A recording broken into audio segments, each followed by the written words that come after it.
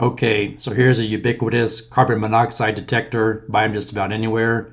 The question is your CO alarm safe? If you look right here, they're rated from 4 to 15 minutes at 400 parts per million.